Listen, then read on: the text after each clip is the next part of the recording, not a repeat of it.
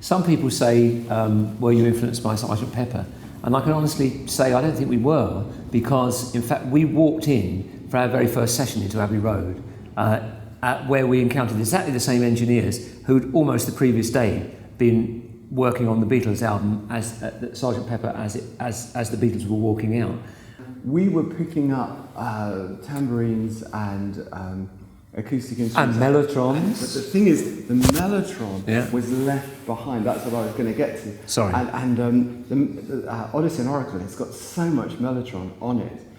May not have never been on there, except the Beatles left a mellotron behind. Yeah. And so I think Rod started playing it one day. Yeah. Yeah, this sounds good. Absolutely, yeah. Yeah, that was great.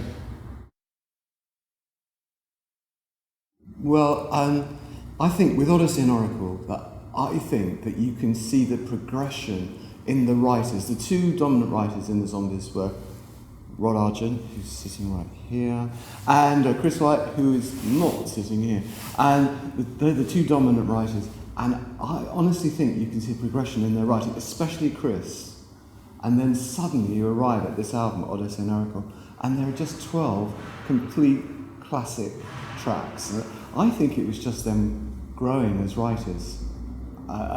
We had 3 years on the road playing solidly all around the world. It was a real education, and I think you can hear it in their writing. And to me, that's where Odessey and Oracle is different. It's just that both the writers just came to a really wonderful place in their writing careers. In my songs, I'd always written the bass line as being integral to the song. So, for instance, on She's Not There, the bass line was written as part of the song. Even on Odessey and Oracle and things like Carousel 44, the bass line was actually written as part of the song. It wasn't something that was just come up with at rehearsal.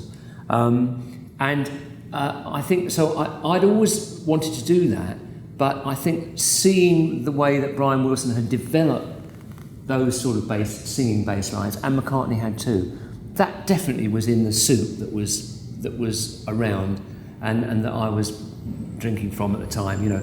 And so I would say that I can remember those sort of influences that people sometimes mention. One point of interest, the American CBS have gone to town on Butcher's Tale, releasing it within a week. Okay, so that's too gory for Britain. Yeah, so that was the very first release in America was Butcher's Tale. So that must have been just as it was coming out in America. Yeah, so it would already have been out here for a few months, possibly. Yeah. By that time. In America, they eventually released about 3 or 4 singles, and the last single they released was Time of the Season. And somehow, so the story goes, there was one DJ in Boise, Idaho, who would not stop playing it. Yeah. It was as simple as that. And it went from that one DJ to being a huge hit, #1 in Cashbox, #2 in Billboard. And it was a wonderful surprise. I've never seen that lesson. No. But obviously, I think Chris was probably very excited about Butcher's Tale being released as a single, because Chris wrote that song. So. Great song, but yeah. I mean, never a single in a million years. It's a crazy choice. There are 2 John Peel sessions that I particularly remember playing on. One was I think it was the first time the Faces played with John, and we were, I don't know who was supporting who, but we were certainly either co-headlining or probably headlining at that time with the Faces, which, as is well known, he absolutely fell in love with them. And he did on that session, he absolutely fell in love with Rod and the Faces. I remember very well playing that session. But another session I remember was with Egg. He played with a band called Egg, and the keyboard player in that band is Dave Stewart.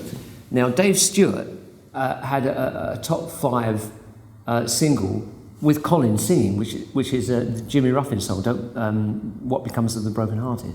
So that connection I remember, and I remember those 2 sessions very well. Do you know what? If someone were to ask us, was there a band that we particularly looked at as rivals, or or that we were sort of locking horns with. Do you know what? Colin may have a different idea on this, but I don't think there was, because I think, in a way, I don't think anyone else was playing quite what we were playing. I know some bands used to get really worked up about where they were in the charts, but we were never like that.